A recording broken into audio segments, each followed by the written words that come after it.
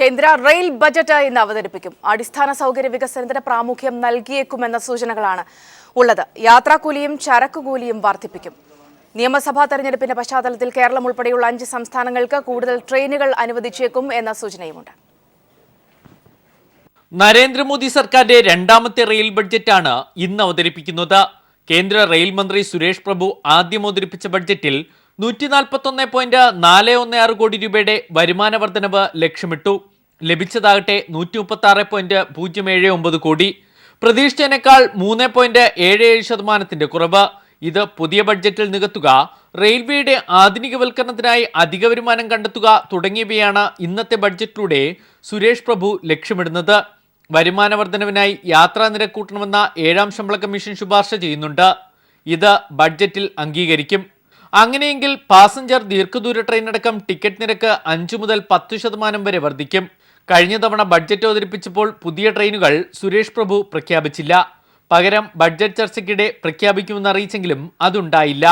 എന്നാൽ ഇത്തവണ കേരളമടക്കമുള്ള സംസ്ഥാനങ്ങളിൽ തെരഞ്ഞെടുപ്പ് മുന്നിൽ കണ്ട് പുതിയ ട്രെയിനുകൾ പ്രഖ്യാപിച്ച് കയ്യടി നേടാനും ശ്രമമുണ്ടാകും. പാത ഇരട്ടിക്കൽ, വൈദ്യുതീകരണം, ശേഷികൂട്ടൽ തുടങ്ങിയവയ്ക്ക് തുക നീക്കിവെക്കും. മുൻ ബഡ്ജറ്റിന്റെ രീതിയിൽ സ്വകാര്യവൽക്കരണത്തിന് പ്രഥമ പരിഗണന നൽകും. പൊതുപങ്കാളിത്തോടെയുള്ള പദ്ധതികൾക്ക് ബഡ്ജറ്റിൽ ഇടം പിടിക്കാനാവില്ലെന്നാണ് സൂചന. ചെലവ് കൂടിയ പദ്ധതികൾ നടപ്പിലാക്കാൻ കേന്ദ്ര സംസ്ഥാന പങ്കാളിത്തമാകാമെന്ന കരാറിൽ കേരളം ഒപ്പിട്ടിട്ടുണ്ട്. അതുകൊണ്ടുള്ള പ്രയോജനം സുരേഷ് പ്രഭുവിന്റെ ബഡ്ജറ്റിലുണ്ടാകുമെന്ന് കേരളം പ്രതീക്ഷിക്കുന്നു. News bureau, Delhi. റെയിൽവേ ബജറ്റിൽ കേരളം ഇത്തവണയും വലിയ പ്രതീക്ഷയാണ് അർപ്പിക്കുന്നത്. നിരവധി പദ്ധതികൾ ആരംഭിക്കാനും പൂർത്തിയാക്കാനുമുണ്ട്. നിയമസഭാ തെരഞ്ഞെടുപ്പ് അടുത്തിരിക്കുന്നതിനാൽ സുരേഷ് പ്രഭു പുതിയ ട്രെയിനുകൾ പ്രഖ്യാപിക്കണമെന്നാണ് കേരളത്തിൽ BJPയുടെ ആവശ്യം. ആവശ്യങ്ങളുടെ വലിയൊരു പട്ടിക തന്നെയാണ് കേരളം കേന്ദ്രത്തിന് മുന്നിൽ നൽകിയിട്ടുള്ളത്. റെയിൽവേ ബഡ്ജറ്റുകളിലെ സ്ഥിരം അവഗണനയ്ക്കിടയിലും വലിയ പ്രതീക്ഷയോടെയാണ് കേരളം ഇത്തവണത്തെ ബഡ്ജറ്റ് ഉറ്റുനോക്കുന്നത്. നാളുകളായി മുടങ്ങിക്കിടക്കുന്ന കഞ്ചിക്കോട് കോച്ച് ഫാക്ടറി നിർമ്മാണവും ചേർത്തലയിലെ വാഗൺ നിർമ്മാണ യൂണിറ്റിനുമായി ബഡ്ജറ്റിൽ തുക അനുവദിക്കുമെന്നാണ് കേരളം പ്രതീക്ഷിക്കുന്നത്. അങ്കമാലി ശബരിപാത ഇപ്പോഴും പേപ്പറിൽ മാത്രം ഒതുങ്ങി നിൽക്കുകയാണ്. തിരുവനന്തപുരം സെൻട്രൽ, എറണാകുളം, കോഴിക്കോട് റെയിൽവേ സ്റ്റേഷനുകളെ രാജ്യാന്തര നിലവാരത്തിലേക്ക് ഉയർത്തുമെന്ന പദ്ധതിയും സമാന സ്ഥിതിയിൽ തന്നെ. കേന്ദ്ര സംസ്ഥാന സഹകരണത്തിൽ തിരുവനന്തപുരം മുതൽ ചെങ്ങന്നൂർ വരെയുള്ള അതിവേഗ റെയിൽവേ പാതയ്ക്കായി ബഡ്ജറ്റിൽ തുക വിലയിരുത്തപ്പെടുമെന്ന പ്രതീക്ഷയിലാണ് കേരളം. 125 കിലോമീറ്റർ നീളുന്ന പാതയ്ക്ക് 3063 കോടി രൂപയാണ് ചിലവ്. കോട്ടയം, നേമം എന്നിവിടങ്ങളിലായി അനുവദിച്ച ടെർമിനൽ കോച്ചുകളുടെ നിർമ്മാണത്തിനായി തുക വകയിരുത്തുമെന്നാണ് കരുതുന്നത്. തിരുവനന്തപുരം സെൻട്രൽ, എറണാകുളം, കണ്ണൂർ, കോഴിക്കോട് റെയിൽവേ സ്റ്റേഷനുകളുടെ നവീകരണത്തിനായി തുക അനുവദിക്കുമെന്നാണ് പ്രതീക്ഷിക്കുന്നത്. കൊല്ലം, കടക്കാവൂർ എന്നിവിടങ്ങളിൽ കൂടുതൽ സൗകര്യങ്ങളോടെയുള്ള ചരക്ക് സൂക്ഷിപ്പ് കേന്ദ്രം അനുവദിച്ചേക്കും. കൂടാതെ കണ്ണൂരും കോഴിക്കോടും കോച്ച് സംഭരണശാല അനുവദിക്കണമെന്നും കേരളം ആവശ്യപ്പെട്ടിട്ടുണ്ട്. വേണ്ടത്ര കോച്ചുകളില്ലാത്തതിന്റെ അപര്യാപ്തത പരിഹരിക്കണമെന്നും കേരളം ആവശ്യമുയർത്തിയിരുന്നു. News bureau, Delhi. ഇങ്ങനെ നിരവധി ആവശ്യങ്ങളുമായി കേരളം നേരത്തെ പോലെ തന്നെ ഇത്തവണയും കേന്ദ്ര റെയിൽ ബജറ്റിനെ പ്രതീക്ഷയോടെ കാത്തിരിക്കുകയാണ്. ഇവിടെയുള്ള ഏറ്റവും വലിയൊരു പ്രതീക്ഷയുടെ ഒരു സാധ്യത എന്ന് പറയുന്നത് വരാനിരിക്കുന്ന നിയമസഭാ തെരഞ്ഞെടുപ്പാണ്. അവിടെ ഈ നിയമസഭാ തെരഞ്ഞെടുപ്പിന്റെ സാഹചര്യം മുന്നിൽ വെക്കുന്ന BJPയുടെ നിലപാടൊക്കെ ഇതിൽ സുപ്രധാനം ആകും. അതുകൊണ്ട് തന്നെ കേരളം ഉറ്റുനോക്കുകയാണ്. ഇതുമായി ബന്ധപ്പെട്ട ചർച്ചയിലേക്ക് തന്നെ നമ്മൾ പോകുകയാണ്. ഏതായാലും നമ്മോടൊപ്പം ഇപ്പോൾ തത്സമയം ശ്രീ KVS ഹരിദാസ് കൊച്ചിയിൽ നിന്നും ജോയിൻ ചെയ്യും. ശ്രീ ഹസനുൽ ബന ഡൽഹിയിൽ നിന്നും ജോയിൻ ചെയ്യും. അഡ്വക്കേറ്റ് രാജീവ്, യുവമോർച്ച സംസ്ഥാന അധ്യക്ഷൻ, നമ്മോടൊപ്പം ട്രിവാൻഡ്രം സ്റ്റുഡിയോയിലുണ്ട്. അപ്പം തന്നെ പാസഞ്ചേഴ്സ് അസോസിയേഷൻ സംസ്ഥാന പ്രസിഡന്റ് ശ്രീ പരബൂർ സജീബ്, അദ്ദേഹവും നമ്മോടൊപ്പം തത്സമയം ചെയ്യുന്നുണ്ട്. ആദ്യം തന്നെ ശ്രീ ഹസനുൽ ബന, അദ്ദേഹത്തിലേക്ക് വരാം. ഏതായാലും passengers association president Shri Parabur സജീബിലേക്ക്. ശ്രീ പരബൂർ സജീബ്, കാലാകാലങ്ങളായി നമ്മളുടെ ആ ഒരു വലിയ ലിസ്റ്റിന്റെ നീളം കൂടുന്നതല്ലാതെ കുറയുന്നില്ല. ആ ലിസ്റ്റുമായി തന്നെയാണ് ഇത്തവണയും കേരളം കേന്ദ്ര ബജറ്റിനെ സമീപിക്കുന്നത്. നിലവിലെ രാഷ്ട്രീയ സാഹചര്യങ്ങൾ പരിശോധിക്കേണ്ടതുണ്ട്. മറ്റ് ഒരു വലിയൊരു വിലയിരുത്തലായി കേന്ദ്ര സർക്കാർ നിൽക്കുന്ന ഒരു സാഹചര്യത്തിൽ, മറ്റു പല പ്രശ്നങ്ങളും കേന്ദ്ര സർക്കാർ നേരിടുന്ന ഒരു സാഹചര്യത്തിൽ സുരേഷ് പ്രഭു അവതരിപ്പിക്കുന്ന ബജറ്റ് അത് ഏതെങ്കിലും തരത്തിൽ പ്രതീക്ഷ അർപ്പിക്കുന്നുണ്ടോ, അല്ലെങ്കിൽ പൊതുവിൽ എങ്ങനെയായിരിക്കും എന്നാണ് താങ്കൾ കരുതുന്നത്? യാത്രക്കാരെ സംബന്ധിച്ചോളം പൊതുവെ കഴിഞ്ഞ കുറേ നാളുകളായി റെയിൽവേ കേരളത്തോട് ഒരു ചിറ്റമ്മ നയമാണ് സ്വീകരിച്ചുകൊണ്ടിരിക്കുന്നത്. യഥാർത്ഥത്തിൽ തെക്കേ അറ്റത്തെ സംസ്ഥാനം എന്ന നിലയിൽ ധാരാളം യാത്രക്കാർ, ഏറ്റവും കൂടുതൽ ആളുകൾ റെയിൽവേയെ ആശ്രയിക്കുന്നത് മലയാളികളാണ്. ഉത്തരേന്ത്യൻ സംസ്ഥാനങ്ങൾ ജോലിക്ക് പോകുന്നവരായാലും ശരി, അതുപോലെ തന്നെ സ്ഥിരം യാത്ര ഡെയിലി യാത്രക്കാരായാലും ശരി, എല്ലാ റെയിൽ ബഡ്ജറ്റ് വരുന്ന അവസരത്തിലും കേരളത്തിലെ യാത്രക്കാർ വളരെ പ്രതീക്ഷയോടുകൂടിയാണ് റെയിൽവേ ബഡ്ജറ്റിനെ കാണുന്നത്. നിർഭാഗ്യകരമെന്ന് പറയട്ടെ, എല്ലാ റെയിൽവേ ബഡ്ജറ്റ് വരുമ്പോഴും ഇങ്ങനെ കുറച്ച് ചർച്ചകൾ നടക്കുന്നതല്ലാതെ കാര്യമായ ഒരു പുരോഗതി, കാര്യമായ ഒരു നേട്ടം കേരളത്തിനുണ്ടാകുന്നില്ല. പ്രധാനമായും നമ്മുടെ റെയിൽവേ സോൺ എന്നുള്ളതാണ്. റെയിൽവേ സോണ് പറഞ്ഞ് നമ്മൾ തളർന്നിരിക്കുകയാണ്. റെയിൽവേ സോൺ വന്നാൽ ഉണ്ടാകുന്ന ഗുണം, റെയിൽവേ സോൺ ഉണ്ടാകുമ്പോൾ സ്വന്തമായി കുറച്ചുകൂടി ഫണ്ടിങ് നമുക്ക് വരും. പിന്നെ നമ്മുടെ പാളം ഇരട്ടിപ്പിക്കുന്ന കാര്യത്തിൽ, വൈദ്യുതീകരണത്തിൻ്റെ കാര്യത്തിൽ ഒക്കെ തന്നെ നമുക്ക് കൂടുതൽ മുന്നോട്ട് പോകാൻ കഴിയും. പക്ഷേ സാധാരണ യാത്രക്കാരെ സംബന്ധിച്ചിടത്തോളം റെയിൽവേ സുരക്ഷിതത്വം, അതോടൊപ്പം അതിനെ ക്ലീൻനെസ്, ശുചിത്വം, ഇതൊക്കെയാണ്.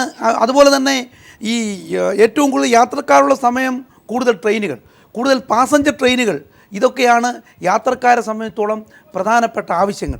അതോടൊപ്പം തന്നെ പാർക്കിംഗ്, കേരളത്തിലെ പ്രധാനപ്പെട്ട റെയിൽവേ സ്റ്റേഷനുകളിലൊക്കെ തന്നെ യാത്രക്കാർ പാർക്കിങ്ങിന് വേണ്ടി ബുദ്ധിമുട്ടുന്ന ഒരു സാഹചര്യം നിലവിലിരിക്കുന്നു. പിന്നെ പൊതുവിൽ അടിസ്ഥാന സൗകര്യ വികസനങ്ങളിൽ ഒരുപക്ഷെ വലിയ ഊന്നൽ നൽകിയാൽ കുറേയൊക്കെ നമ്മൾ ആവർത്തിക്കുന്ന ഈ കഞ്ചിക്കോട് കോച്ച് ഫാക്ടറി അടക്കമുള്ള വിഷയങ്ങളുടെ ഒപ്പം തന്നെ കുറെ പരിഹരിക്കപ്പെടേണ്ട പ്രശ്നങ്ങളിൽ അതാണ് സുപ്രധാനമെന്ന് തന്നെ പറയാം. അടിസ്ഥാന സൗകര്യ വികസനങ്ങൾ അടക്കമുള്ള വിഷയങ്ങൾ കേരളത്തെ സംബന്ധിച്ച് അടിസ്ഥാന സൗകര്യ വികസനത്തിൻ്റെ കാര്യത്തിൽ നമുക്ക് മംഗലാപുരം മുതൽ കന്യാകുമാരി വരെ ഡബിൾ ലൈൻ എന്ന് പറയുന്നത് നമ്മുടെ ആലപ്പുഴ വഴിയും കോട്ടയം വഴിയും ഡബിൾ ലൈനും പൂർണ്ണമായും വൈദ്യുതീകരണം പൂർത്തിയാക്കിയാൽ മാത്രമേ കേരളത്തിൻ്റെ ട്രെയിൻ ഗതാഗതം വളരെ നല്ലവണ്ണം ആൾക്കാരുടെ ആഗ്രഹങ്ങൾക്കനുസരിച്ച് പൂർണ്ണമാക്കാൻ കഴിയുള്ളൂ. ശ്രീ KVS ഹരിദാസ്, കഴിഞ്ഞ റെയിൽ ബജറ്റിലാണെങ്കിൽ പോലും സ്വാഭാവികമായും ഉയർന്നു വന്ന ഒരു വിഷയമെന്ന് പറയുന്നത് പല പ്രഖ്യാപനങ്ങളും തുക മാറ്റിവെക്കുന്ന അടക്കമുള്ള വിഷയങ്ങളിൽ ഉണ്ടായിട്ടുള്ള പ്രശ്നങ്ങൾ, ഈ പറഞ്ഞതുപോലെ തന്നെ അടിസ്ഥാന സൗകര്യ വികസനത്തിൽ ഊന്നാത്തതിൻ്റെതായ പ്രശ്നങ്ങൾ കേരളം അനുഭവിക്കേണ്ടി വന്നു എന്ന പൊതുവായ പരാതി ഉണ്ടായിരുന്നു. ഇപ്പോഴത്തെ സാഹചര്യം കൂടി പരിഗണിക്കപ്പെടേണ്ടതുണ്ട്. ആ വിധത്തിൽ കൂടി പരിശോധിച്ചാൽ ശ്രീ KVS എങ്ങനെയാകും?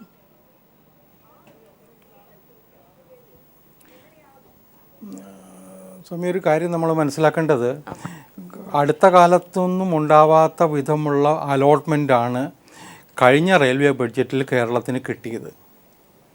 ഏതാണ്ട് എൻ്റെ ഓർമ്മ ശരിയാണെങ്കിൽ ഏതാണ്ട് 600 ചില്ലാനം കോടി ഉറുപ്പികയുടെ പ്രൊജക്റ്റ് ഇതിനു വേണ്ടി, ഈ റെയിൽവേക്ക് വേണ്ടി മാത്രം, ഡബിളിങ്ങിന് വേണ്ടി മാത്രം ഏതാണ്ട് നീക്കി വച്ചിരുന്നു കേരളത്തിൽ.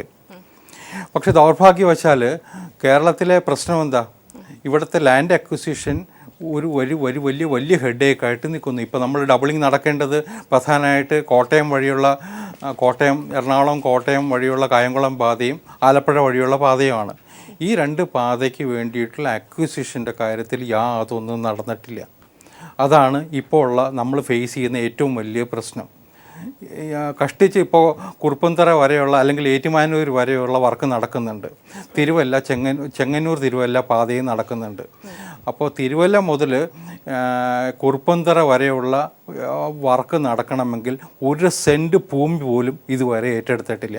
കഴിഞ്ഞ വർഷം നമ്മൾ ഓർമ്മയുണ്ടാവുമെന്ന് എനിക്കറിയില്ല, കഴിഞ്ഞ വർഷം അതിന് വേണ്ടിയിട്ട് റെയിൽവേ തന്നെ സംസ്ഥാന സർക്കാരിന് കൊടുത്ത തുകയുണ്ട്.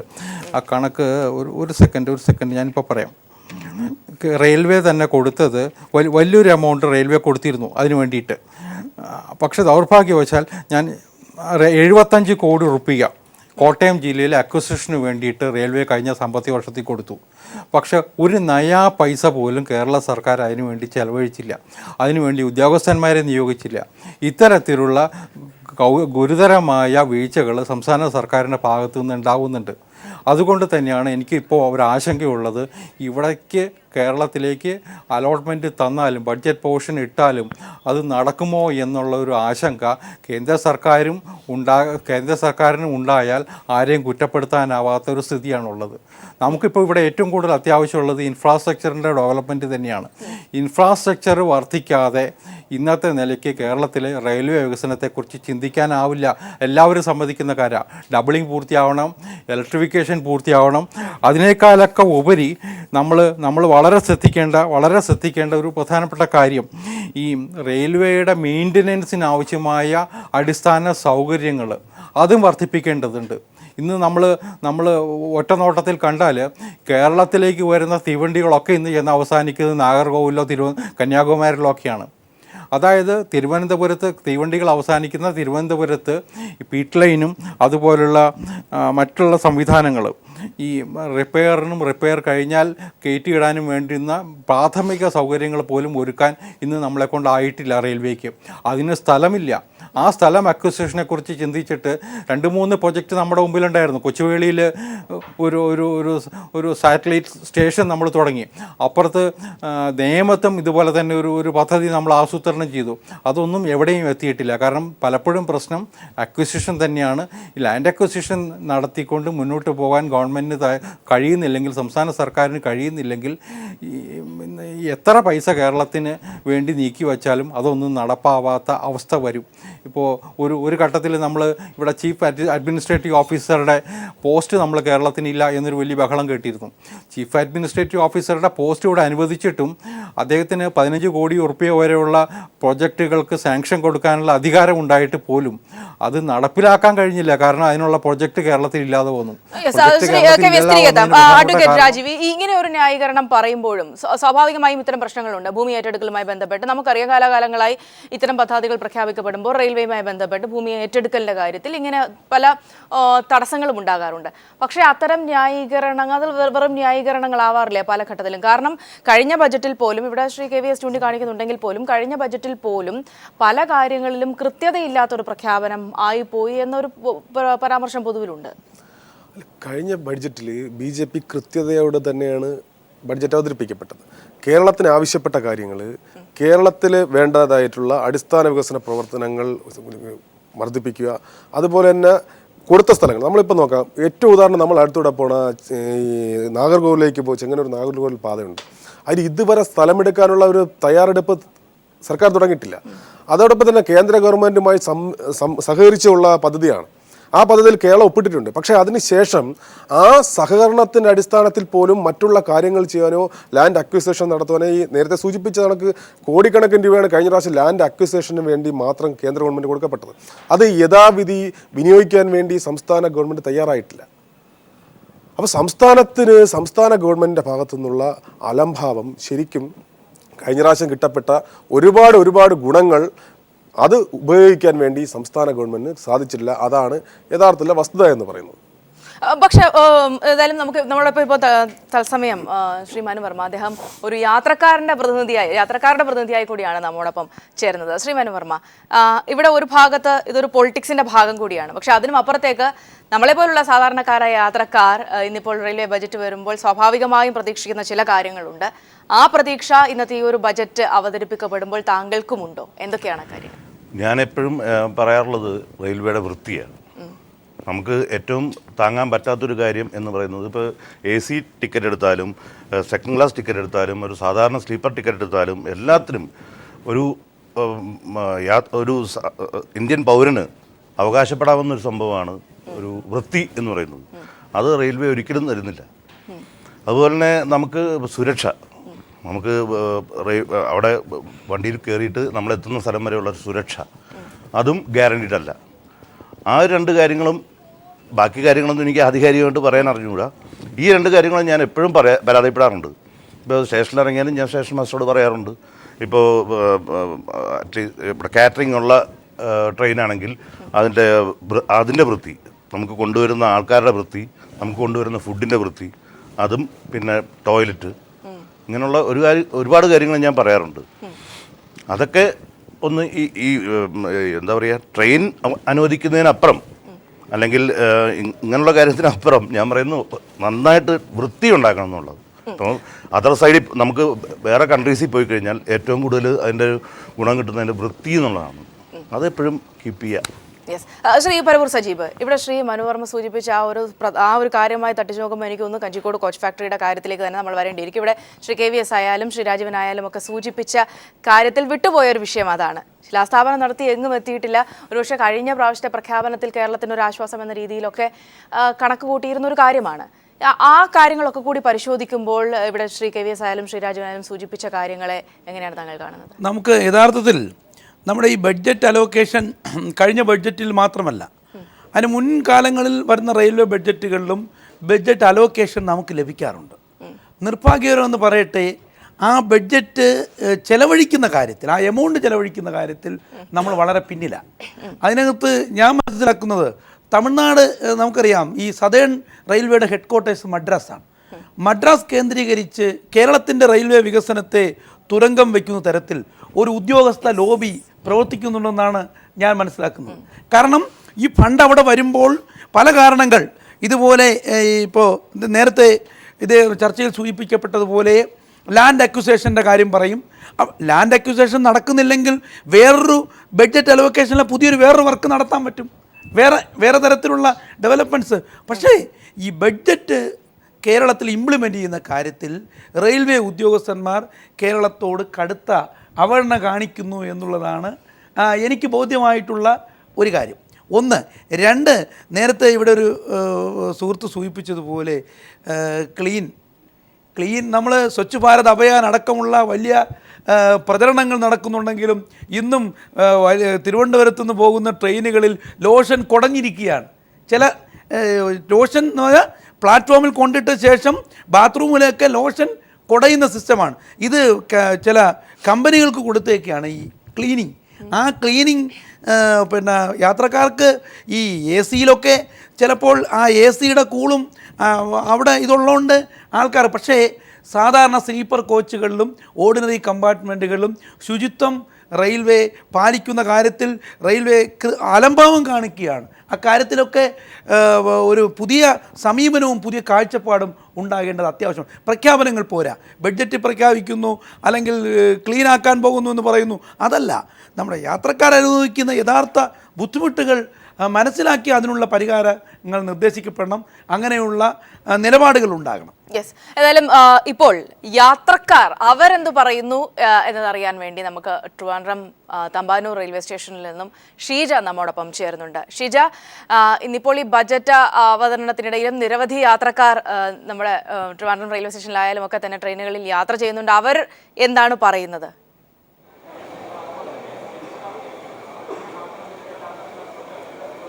സൗമ്യ, തീർച്ചയായും വലിയ പ്രതീക്ഷ തന്നെയാണ് ഇത്തവണത്തെ റെയിൽ ബജറ്റിലും യാത്രക്കാർക്കുള്ളത്. പ്രത്യേകിച്ചും അവരുടെ മിക്കവരും ആവശ്യപ്പെടുന്നത് എന്ന് പറയുന്നത് ഒരു യാത്രാ നിരക്ക് കൂട്ടാത്ത ബജറ്റ് ആയിരിക്കട്ടെ ഇത് എന്നൊരു ആഗ്രഹമാണ് എല്ലാവരുടെ ഭാഗത്തു നിന്നും ഉണ്ടാകുന്നത്. എന്നാൽ അതിലാണ് എത്രത്തോളം യാത്രാ നിരക്ക് കൂടുന്ന തരത്തിലേക്കുള്ള കാര്യങ്ങളാണ് ഇത്തവണത്തെ ബജറ്റിൽ ഉണ്ടാകുക എന്നാണ് കരുതുന്നത്. എന്നാൽ ഇത്തവണ പ്രത്യേകിച്ചും BJP സർക്കാരാണ് അധികാരത്തിലുള്ളത് എന്നുള്ളത് കൊണ്ട് സംസ്ഥാനത്ത് നിന്ന് തന്നെ BJPയുടെ സംസ്ഥാന അധ്യക്ഷൻ്റെ ഭാഗത്തു നിന്ന് തന്നെ നിരവധി തവണ അദ്ദേഹം റെയിൽ മന്ത്രിയുമായി കൂടിക്കാഴ്ച നടത്തിയിട്ടുള്ള ഒരു പശ്ചാത്തലത്തിൽ, പ്രത്യേകിച്ചും കേരളത്തിൽ നിയമസഭാ തെരഞ്ഞെടുപ്പ് വരാനിരിക്കുന്ന ഒരു സാഹചര്യത്തിൽ കൂടിയുള്ള റെയിൽ ബജറ്റാണ് എന്നിരിക്കെ കേരളത്തിന് അനുകൂലമായ എന്തെങ്കിലും തീരുമാനങ്ങൾ ഇത്തവണത്തെ റെയിൽ ബജറ്റിൽ ഉണ്ടാകും എന്നുള്ളത് തന്നെയാണ് സംസ്ഥാനം പ്രതീക്ഷിക്കുന്നത്.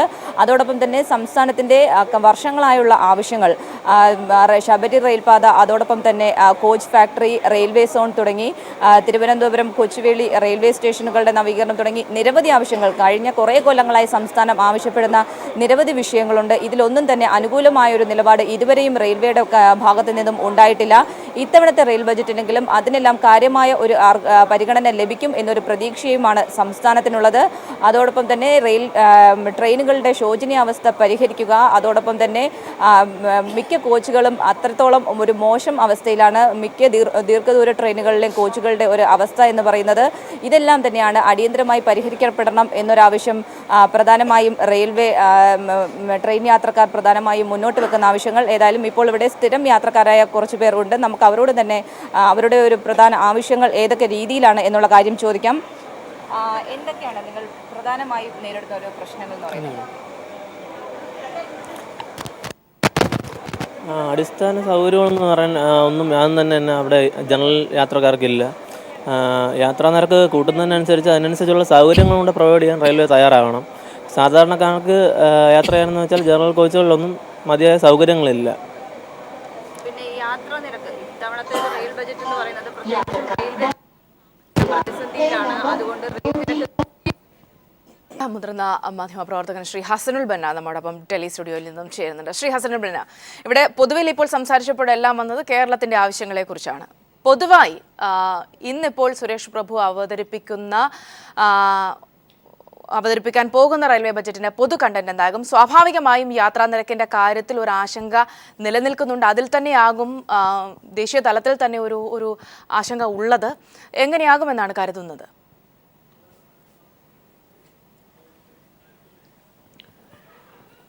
യഥാർത്ഥത്തിൽ റെയിൽവേയുടെ സാമ്പത്തിക സ്ഥിതി വളരെ ശോചനീയമാണെന്ന് വർഷങ്ങളായുള്ള വായ്ത്താരി ഈ വർഷം കേൾക്കുന്നുണ്ട്. അതുകൊണ്ട് തന്നെ റെയിൽവേ നിരക്കിൽ വർധന വകുപ്പ് മന്ത്രി സുരേഷ് പ്രഭു ആഗ്രഹിക്കുന്നുമുണ്ട്. എന്നാൽ ഈ 5 സംസ്ഥാനങ്ങളിൽ വരാനിരിക്കുന്ന തെരഞ്ഞെടുപ്പ് അത്തരമൊരു ഭരണപരമായ നടപടിക്ക് രാഷ്ട്രീയമായ തീരുമാനമെടുക്കുന്നതിന് മോദി സർക്കാരിനെ തടയുന്ന ഒരു ഘടകമായതുകൊണ്ട് തന്നെ ഈ ബജറ്റ് പ്രഖ്യാപനത്തിൽ ഒരു നിരക്ക് വർധനവിനുള്ള സാധ്യത പലരും പറയുന്നുണ്ടെങ്കിലും എൻ്റെ ഒരു വിലയിരുത്തലിൽ ഒരു കാഴ്ചപ്പാടിൽ എനിക്ക് തോന്നുന്നത് അതിന് സാധ്യത കുറവാണെന്നാണ്. യാത്രാ നിരക്ക് വർധനവിൽ മറിച്ച് ചരക്ക് കൂലിയുടെ വർധനവ് അതിന് കുറച്ചുകൂടെ സാധ്യതയുണ്ട്. അത് ഒരു പക്ഷേ പ്രതിപക്ഷം അത് വല്ലാത്തൊരു വിഷയമാക്കും എന്ന ഭയം സർക്കാരിനുണ്ടെങ്കിലും അതിനുള്ള സാധ്യത റെയിൽവേ വൃത്തങ്ങളിൽ നിന്ന് പറയപ്പെടുന്നുണ്ട്. അവരിൽ നിന്ന് പറഞ്ഞു കേൾക്കുന്നുണ്ട്. ഇതിൽ നമ്മൾ പ്രധാനമായും മനസ്സിലാക്കേണ്ട ഒരു വസ്തുത, ഈ നിലവിൽ ഇപ്പോൾ സംഭവിച്ചുകൊണ്ടിരിക്കുന്ന ഒരു പ്രവണത കഴിഞ്ഞ 1-2 വർഷങ്ങളായി, പ്രത്യേകിച്ച് മോദി സർക്കാർ അധികാരത്തിൽ വന്ന ശേഷം 2015 ബജറ്റ് അവതരിപ്പിച്ചപ്പോൾ യാത്രാ നിരക്കുകളിൽ വർധനവില്ല, യാത്രക്കാർക്ക് ഭാരമില്ല എന്ന തരത്തിൽ ശക്തമായ ഒരു പ്രചാരണം സൃഷ്ടിക്കുകയും അങ്ങനെ ഒരു പ്രതീതി നിലവിൽ വരികയും ചെയ്തു. എന്നാൽ എന്താണ് സംഭവിച്ചതെന്ന് ചോദിച്ചാൽ 2015 നവംബർ 12 ഒരു പ്രത്യേക സർക്കുലർ വിജ്ഞാപനത്തിലൂടെ നിലവിലുള്ള ക്യാൻസലേഷൻ നിരക്കുകൾ ഇരട്ടിയാക്കി വർദ്ധിപ്പിക്കുകയാണ് സർക്കാർ ചെയ്തത്.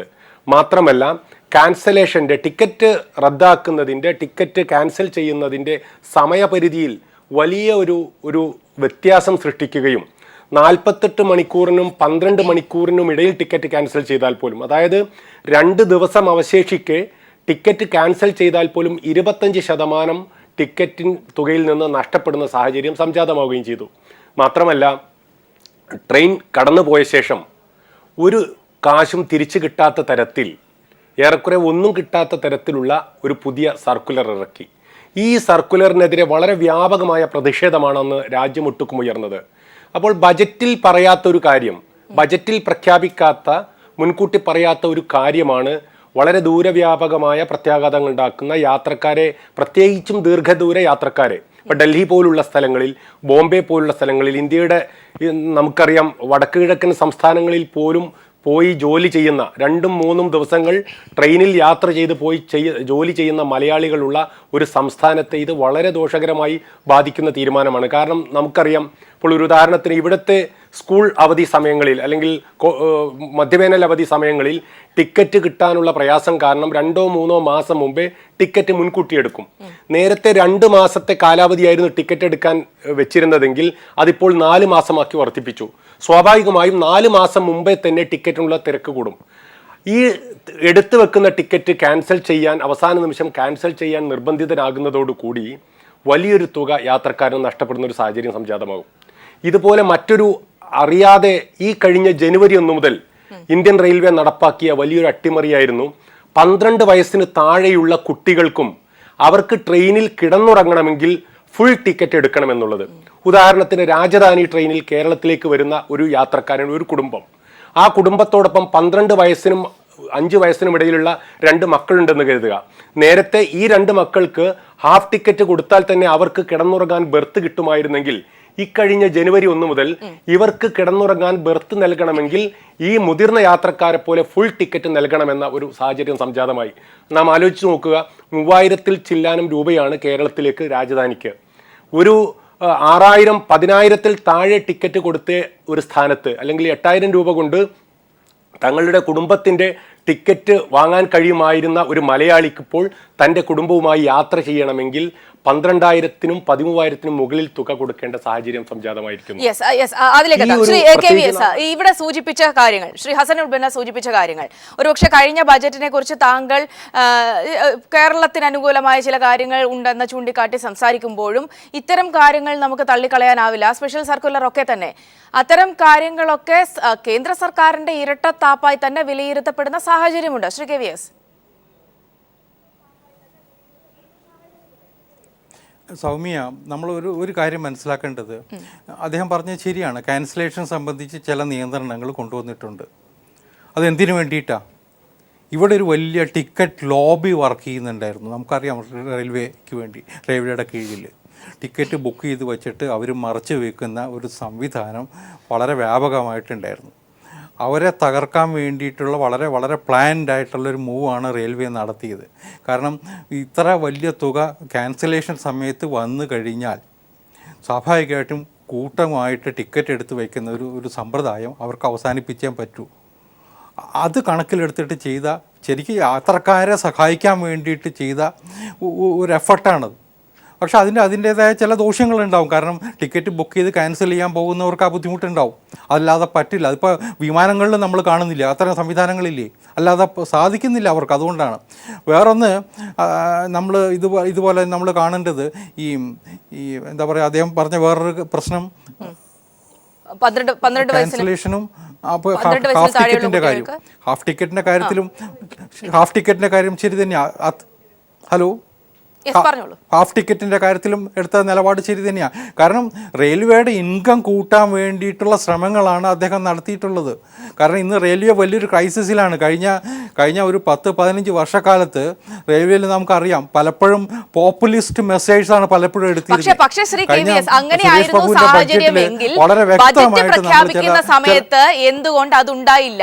പിന്നീട് ഈ വിധത്തിലൊരു പ്രത്യേക സർക്കുലർ ഇറക്കുന്നു. ആ രീതിയിലേക്ക് കാര്യങ്ങൾ എന്തിനാണ് കൊണ്ടുപോയത്? അല്ല, അതൊരു ചർച്ച ചെയ്യേണ്ട വിഷയം തന്നെ, ഞാൻ സമ്മതിക്കുന്നു. ഞാൻ പറഞ്ഞത് റെയിൽവേയുടെ നിരക്കുകളിലുള്ള വ്യത്യാസം, ഫൈനാൻഷ്യൽ മാറ്റേഴ്സൊക്കെ തന്നെ സാധാരണ നിലയ്ക്ക് ബഡ്ജറ്റിൽ കൂടെ തന്നെ വരേണ്ട കാര്യം തന്നെയാണ്. അല്ലാതെ അതിനകത്ത് ഞാൻ കുറ്റം പറയുന്നില്ല, ഞാൻ അംഗീകരിക്കുന്നു. പക്ഷേ എന്തുകൊണ്ടാണ്? കാരണം ഇത്തരം ചില മൈനർ ചേഞ്ചസാണ് വന്നിട്ടുള്ളത്. പക്ഷെ അത് കുറച്ച് പേരെ ബാധിച്ചിട്ടുണ്ടാവും. അല്ലാതെ ഒരു ഫൈനാൻഷ്യൽ ഇംപ്ലിക്കേഷൻസ് വരുന്ന സാധനങ്ങൾ കഴിയുന്നതും ബഡ്ജറ്റിൽ കൂടെ തന്നെ വരുന്നത് തന്നെയാണ് മാന്യത. അത് തന്നെയാണ് ചെയ്യേണ്ടത്. കാരണം എനിക്ക് തോന്നുന്നു ഇത്തരം കാര്യങ്ങളിൽ ഒരു പാർലമെൻറ്റിനെ മറികടക്കുന്ന ഒരു സമ്പ്രദായമാണ് വന്നതെന്നൊരു ആക്ഷേപം ആ സമയത്തുണ്ടായി. അത് ഗൗരവത്തിൽ തന്നെ എടുക്കേണ്ട കാര്യം തന്നെയാണ്. അതിനകത്ത് ഞാൻ അതിനെ കുറ്റപ്പെടുത്തുകയല്ല, അതിനകത്ത് സമ്മതിച്ചു.